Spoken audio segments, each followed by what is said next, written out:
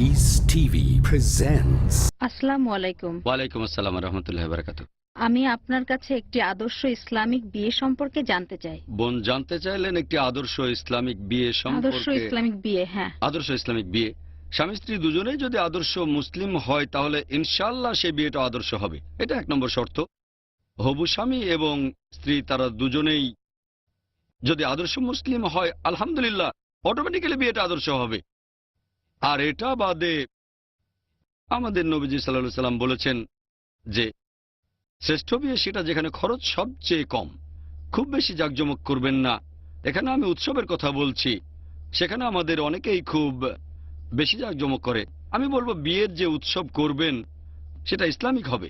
মানুষজন সাধারণত এটা বলে যে অনুষ্ঠানে কেমন জাঁকজমক করব, কি খাবার খাওয়াবো, কেমন ডেকোরেশন করব। এজন্য বিয়ের প্রস্তুতি নিতে অনেক সময় 1 বছরও লেগে যায়। দেখবেন বিয়েটা যেন ইসলামিক নিয়ম কানুন অনুযায়ী হয়, সেটা যেন সিম্পল হয়। নবীজি বলেছেন শ্রেষ্ঠ বিয়ে সেটা যেখানে খরচ সবচেয়ে কম।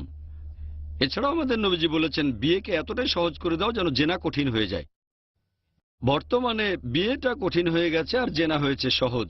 বিয়ে মানে আমার কাছে কমপক্ষে 5-10 লাখ টাকা আছে, এটা একেবারে কমপক্ষে। আমার কাছে $50,000 থাকলে বিয়ে করতে পারবো, তা না হলে বেশ কঠিন হয়ে যাবে। আর জেনা সহজ, কয়েকশো টাকা।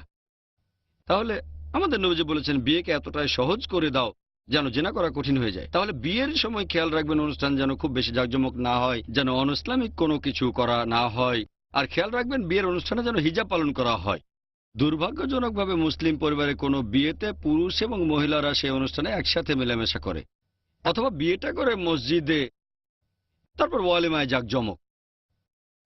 ওয়ালিমা একটা সুন্নত, খুবই গুরুত্বপূর্ণ সুন্নত, যে বিয়ে হয়ে যাওয়ার পরে বিয়ের কয়েকদিন পরে ওয়ালিমার অনুষ্ঠান করা হয়। এটা ভালো, আলহামদুলিল্লাহ, সুন্নত। এখন নবীজি বিয়ে সিম্পল করতে বলেছেন, বিয়ে সিম্পল, ওয়ালিমার ব্যাপারে বলেননি, তাই ওয়ালিমায় জাঁকজমক।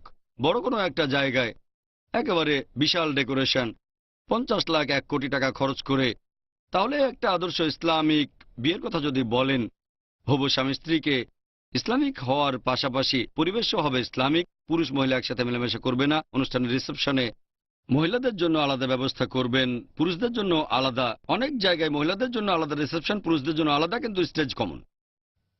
এর কোনো মানেই হয় না। রিসেপশন আলাদা, স্টেজ কমন। একটা লোক দেখানো, আমি কত সুন্দর একটা মেয়েকে বিয়ে করছি, সবাই কাছে এসে বলবে হ্যালো কি খবর। এমন করলে ইসলামিক হবে না। সেটা হিজাব অবশ্যই পালন করতে হবে। তাই খেয়াল রাখবেন সবাই যেন হিজাব মেনে চলে। মহিলারা নতুন বউ দেখুক, সমস্যা নেই। পুরুষরা বরকে দেখুক, সমস্যা নেই। পুরুষরা অন্য পুরুষদের দেখুক, তাতেও সমস্যা নেই। অনেক জায়গায় দেখবেন রিসেপশন আর স্টেজ দুটোই আলাদা, কিন্তু খাওয়ার সময় পুরুষ ওয়েটাররা চলে যাচ্ছে মহিলাদের টেবিলের কাছে। এটাও খেয়াল রাখবেন হিজাব যেন পুরোপুরি পালন করা হয়। এই ব্যাপারটা নিয়ে আগেও আলোচনা করে নিতে পারেন। আপনি বলতে পারেন প্রশ্নগুলো কি হবে। আমি বলবো কোন লেভেলের ইন্টারভিউ, প্রথম, দ্বিতীয় না তৃতীয়। ফাইনাল স্টেজ হলে আলোচনা করতে পারেন যে বিয়ের অনুষ্ঠান কেমন হবে, কিভাবে ইসলামিক নিয়ম কানুন মানা হবে। আর খেয়াল রাখবেন যে হারাম কাজগুলো, যেমন মিউজিক না বাজানো, বেশি খরচ না করা, জাঁকজমক না করা, এটা হবে সিম্পল। আপনারা বিয়ের অনুষ্ঠান করবেন সিম্পল।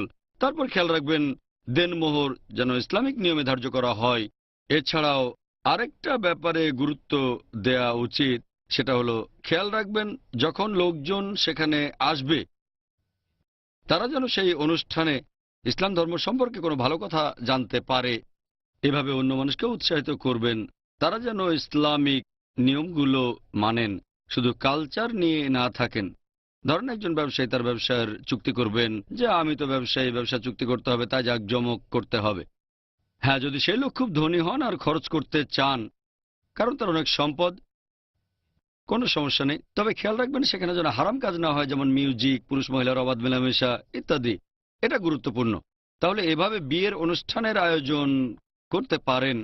আর খেয়াল রাখবেন আমাদের ইসলাম ধর্মে যে কাজগুলো হারাম সে কাজগুলো করবেন না, আর সেই কাজগুলো করার চেষ্টা করবেন যেগুলো মুস্তাহাব।